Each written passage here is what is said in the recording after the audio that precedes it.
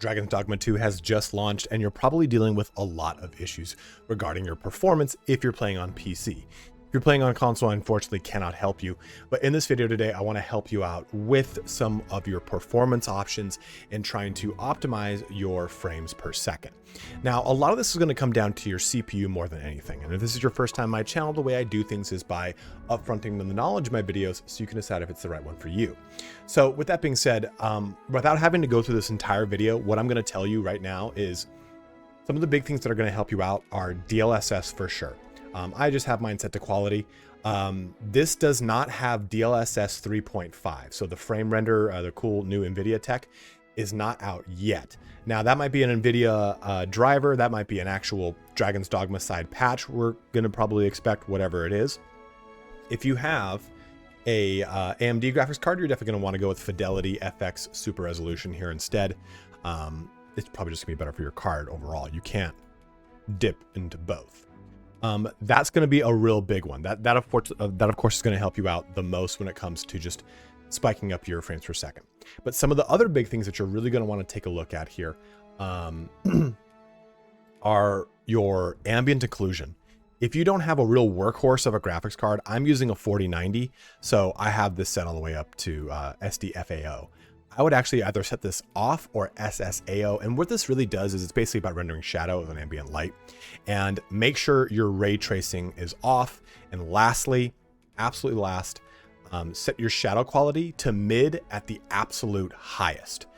Those three settings alone are going to help you a ton. Your texture quality and all these other things, they're going to help you a little bit, but those three are the big ones that you're going to see the largest spike to your frames per second. And what I'll tell you is, regardless, I mean, I have a 4090, an i9 12 or 1300 series CPU. I have a real beast of a machine. And even in towns, I dropped to 40 to 60 frames per second. So we're looking towards some sort of hopeful performance patch or a driver update, because I've noticed that NVIDIA experience, GeForce experience, will not properly optimize the game right now. So I think we're going to expect some driver updates hopefully in the future. But if that's all you wanted to know, hopefully give those things a shot. It'll help out your game and getting your better FPS. But if that's all you want to know, like I said, feel free to shut the video down.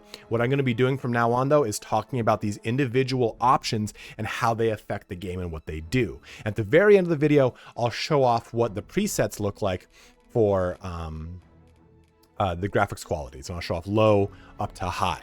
And honestly, these graphics quality presets are pretty good. So if you want to just go by them, you can definitely do that. But like I said, if that's all you want to know, please feel free to shut the video down. If you are heading out, don't forget to like, comment, or subscribe. Each one of those things does help me out in a huge way. And if you've not yet picked up Dragon's Dogma 2, you can do so using my Nexus Store. It's a Capcom affiliated store. You get a Steam key directly from the developer, and I get a 20% commission. So it does help me out a ton, as this is my full-time job, and it goes right to supporting my mini Australian Shepherd's voracious treat addiction. Let's get started here on increasing your frames per second in Dragon's Dogma 2. Okay, so before we go into a deep dive on a lot of these separate options, let's go through pretty much everything from dynamic resolution and up as far as what it's going to pertain to you. Now, your screen resolution is obviously going to be either 1440 or 1080. I would not recommend you jump to 4K right now, just in the current optimization level of the game. Refresh rate is of course going to be relegated to your monitor, so those things are going to be whatever they are. Your frame rate, I would not go variable. I would either choose max 120 or 60 frames. Depending on your graphics card, if you have an older graphics card in the 10 or 20 series of graphics card, definitely stick with a max, wouldn't say max 30, I'd definitely do max 60. Why this is important is any excess frames that you force into the game that your card really can't deal with, it's going to cause a lot of load on the card. It's going to make it so the card performs a lot slower. I've turned on my NVIDIA control panel here in the upper left corner. Unfortunately, I can't make this any larger, but we're looking at 50% CPU utilization, and we're not even into the game. So that is huge. That's where the bottleneck of this game resides. It's in that CPU utilization.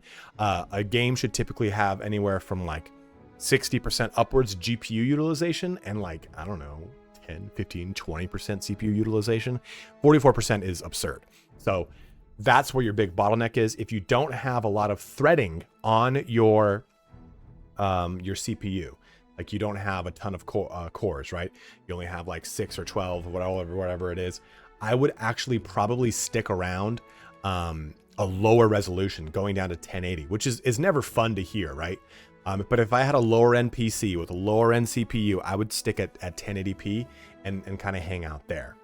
Outside of that though, VSync or vertical synchronization is going to depend upon if you have a G-Sync or FreeSync monitor. If you do, shut it off. If you don't, turn it on. It's not really going to affect your frame rate per se. It just has to do with how you visually perceive things in order to deal with tearing. Lastly is dynamic resolution. So set image quality to dynamically adjust to maintain frame rate. Shut this off because you're going to use either super resolution or DLSS or fidelity or DLSS. So I would turn this off because you're basically the game's going to try to basically, I say basically like 4 times there. You're going to make the game force itself to do a lot of resolution changing. So you might as well only have that coming from one source, either fidelity or DLSS. So that's what I would tell you to do with those. Let's jump into now a conversation on super resolution. So this game's pretty handy in that I have a pretty good preview image to talk about these things. We are going to jump into the game and show off a lot of these features, but of course, what I said before, make sure ray tracing is off. You can only turn it off in the main menu. So we want that off.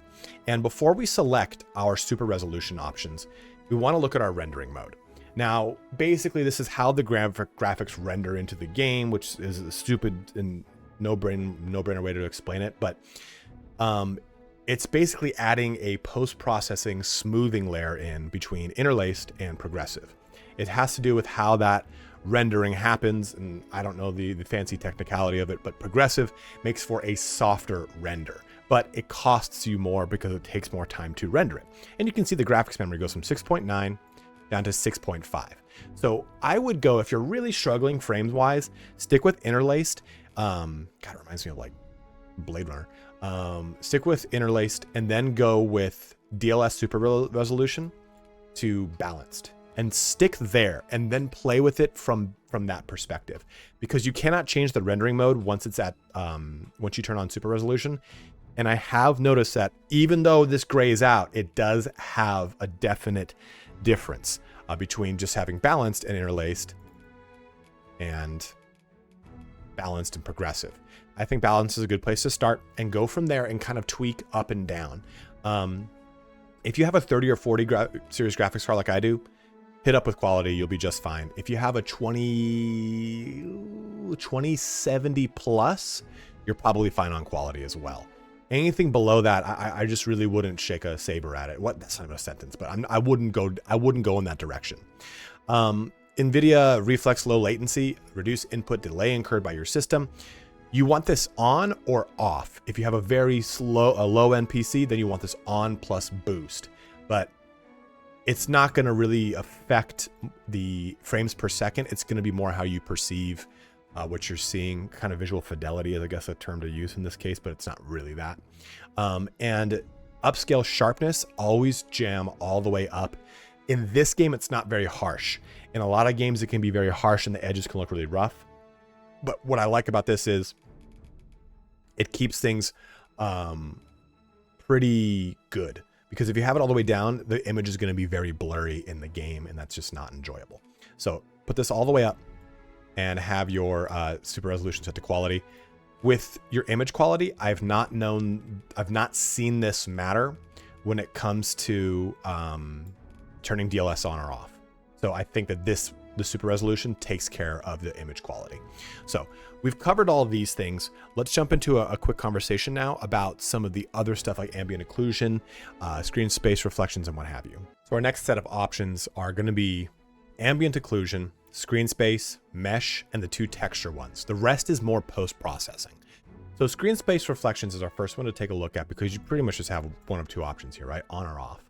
And if you have a 10 series GPU and a lower end CPU, go off.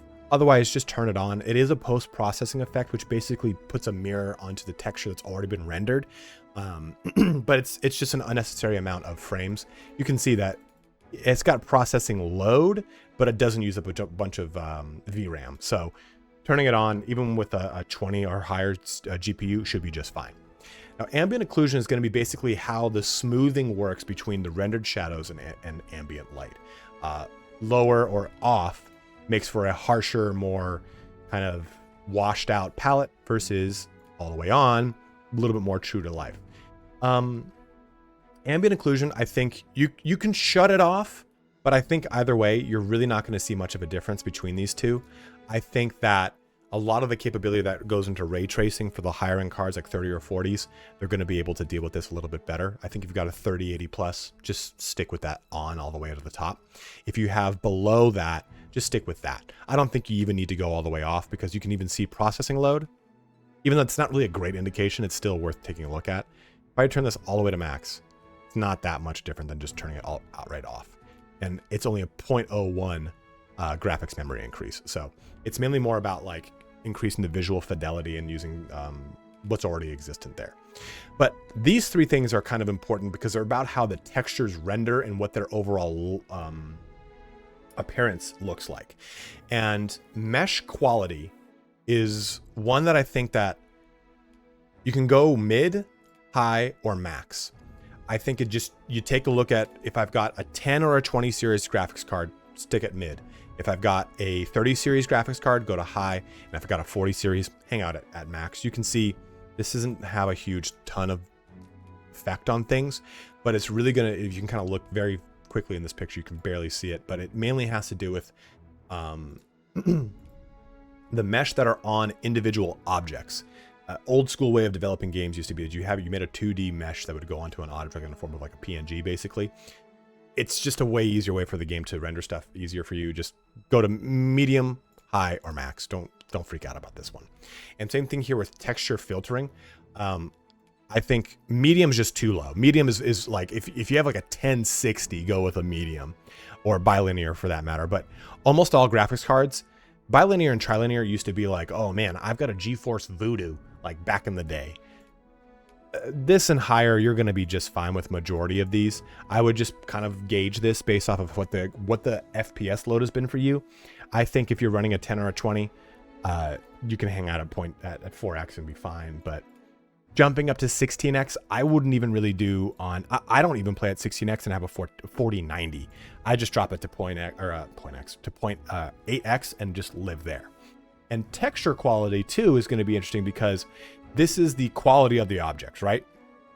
This is basically how much VRAM is being allocated towards this. And you can see that if I jump all the way down to 0, it's 0. Or low, it's 0. If I jump to high, it's 3 gigs. And you can see it reflected there, 7.4 or 4.6. You can see that. It's basically a flat 3.0, 3 point whatever, 3.21. Yeah, because that's all the way down. Yeah. There we go. I was like, man, I'm all over the place right now. But regardless, I think that low is too low, especially if we're using DLSS. So I think you can really get away with any one of the grades of high depending upon your graphics card. And if you're hanging out on the 10 and 20 series graphics card, don't go above this. Because look at this as 4.85 gigabytes. If you have a 1080, that's 8 gigabytes. That's half of your VRAM. If you have a 3080, depending on when you bought your 3080 and if it's a super or not, that's 11 gigs. That's quite a bit of your RAM. So I would jump up here. I'm sorry, a 2080 is what I meant. So sorry. At 0.25, that's quite a bit of your VRAM. But if I'm hanging out on a 30 series or a 40 series, I think being in the 2 to the 3 range, you're fine. You can drop to 1 if you really need to, but you can see it's not going to be too huge of a tax on you because a lot of this is coming in through your super resolution. These quality of textures are going to be fluctuating the whole time. It's basically you're telling the graphics card how much recommended VRAM you're supplying to texture rendering capabilities. So this, I think, is if I were playing on a 4090, this is how I would have everything set so far. And hopefully that helps you out. If I was playing on a 1080, let's say,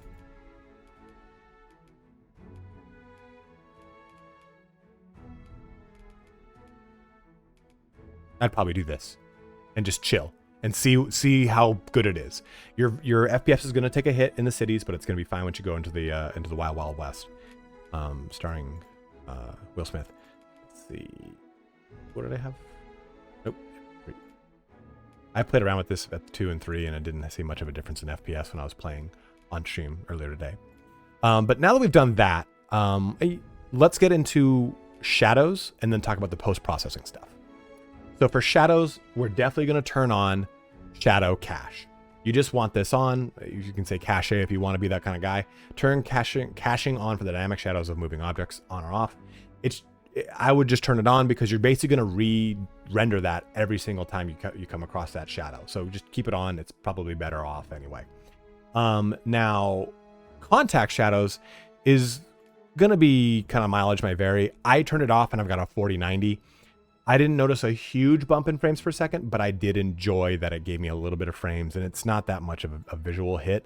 I think you'll see this more on caves, being inside of buildings. You'll see this more definite, but if you're out in the wild, you're not going to notice it as much. So contact shadows, I really wouldn't worry about. Just choose your own preference here. You can see processing load's pretty minimal.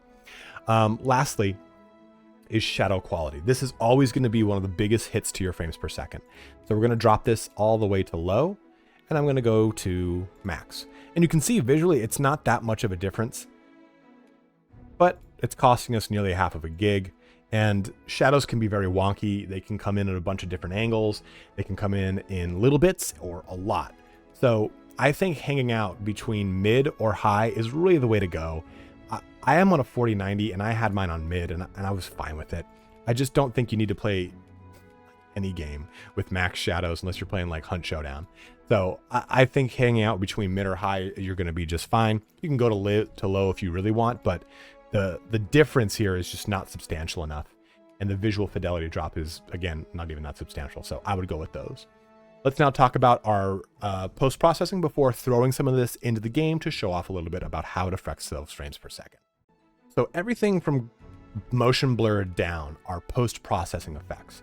And post-processing means it's happening after the graphics render from the graphics card. It's usually adding some sort of layer onto it or whatever it is. Our first one's going to be motion blur. Just turn it off. Do not turn it on. Any kind of blur, Gaussian blur, if you're thinking of Photoshop, anything like that, the concept of blurring something usually is the concept of adding white pixels to something to cause it to blur. Motion blur, it just doesn't really work very well in the game right now. It's a strong hit to your FPS because it's just adding a flash of white every so often.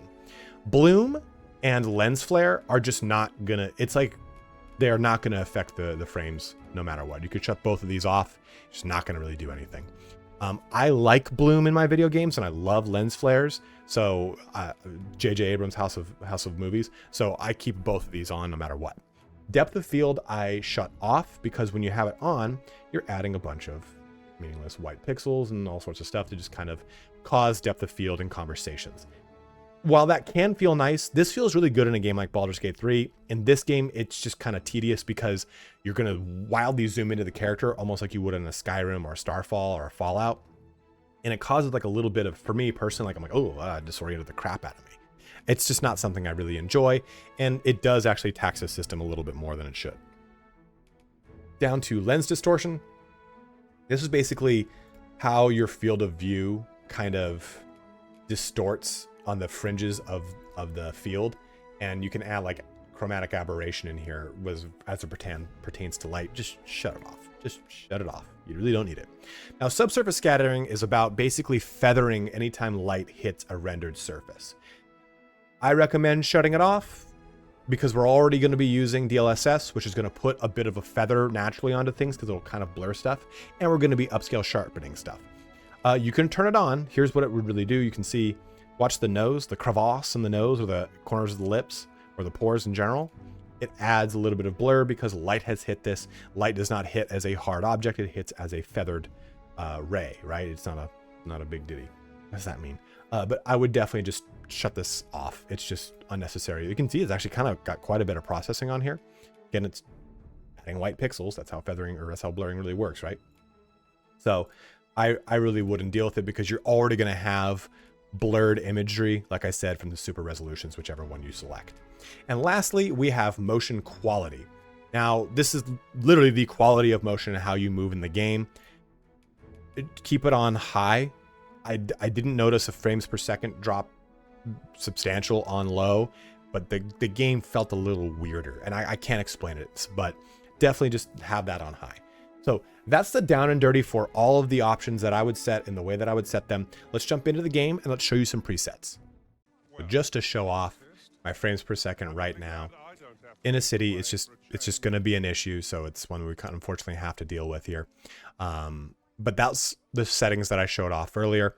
And the frames kind of hang out around 60. And the real thing is that the game's trying to render all of these NPCs into the game, and that causes the issue. It's where all the frames per second kind of loss happens. But just to kind of show you that when as soon as we exit town here, these frames per second are going to spike up by about 20 or 30. Now, what I want you to take in mind too is the fact that I am using a software to record this. So that causes a bit of an issue when it comes to giving you true frames per second representation. Assume your frames per second, if you were to have the exact same system as me, assume they would be 10 to 15, maybe even 20 frames more than mine. But as you can see, we move out of the town, move over to a controller for this, out of the town, and my frames go from 70 some odd frames per second to around 100. We get a pretty good representation here. So I'm going to use this kind of nice little delta, this little vista here, to show you the different graphical settings, starting with, I almost jumped off. Oh my God, my stomach dropped. Starting with low, and we'll go all the way up to high here. And I'll just pretty much take this exact thing. I won't talk during it. We'll just kind of do this pan around so you can see everything, and just kind of ignore the pawns while we do so. Guide you to the person in question. The vanguard is yours. Lead on.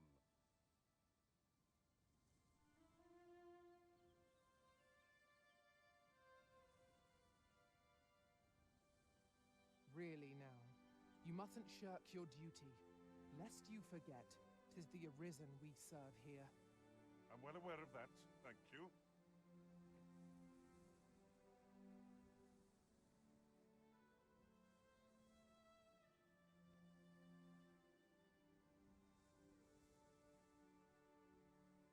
Pray, follow me. Thanks, I know where to find the person you're looking for. Well, if you insist. I'm only glad I don't have to lead the way for a change.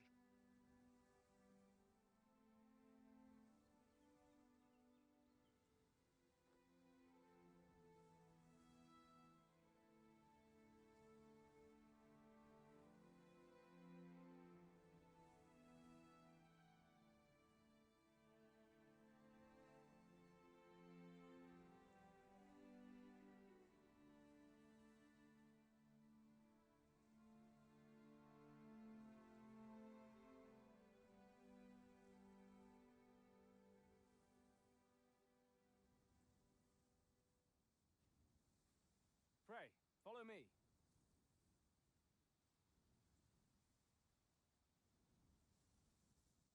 Guide you to the person in question. The vanguard is yours. Lead on.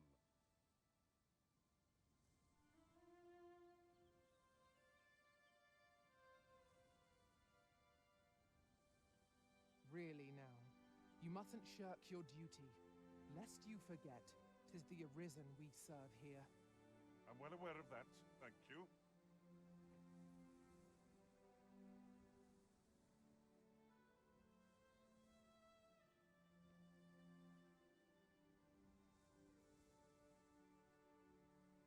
Pray, follow me.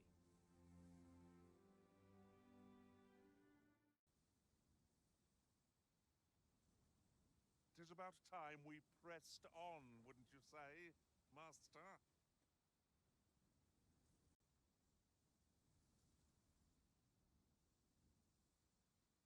What are you doing? We've not been given leave to rest yet. I'm well aware of that, thank you.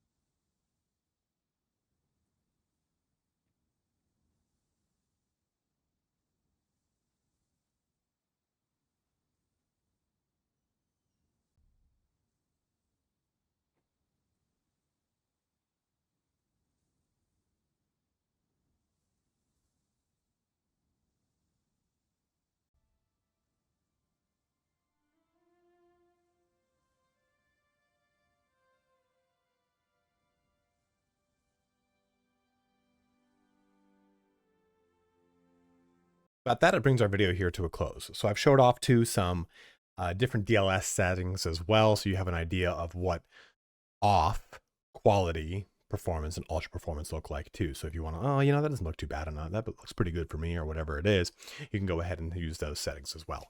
But I think a lot of this is going to come down to performance patches and things like that, like driver updates to help us out with this, because CPU utilization of 40+% for a video game is pretty damn wild.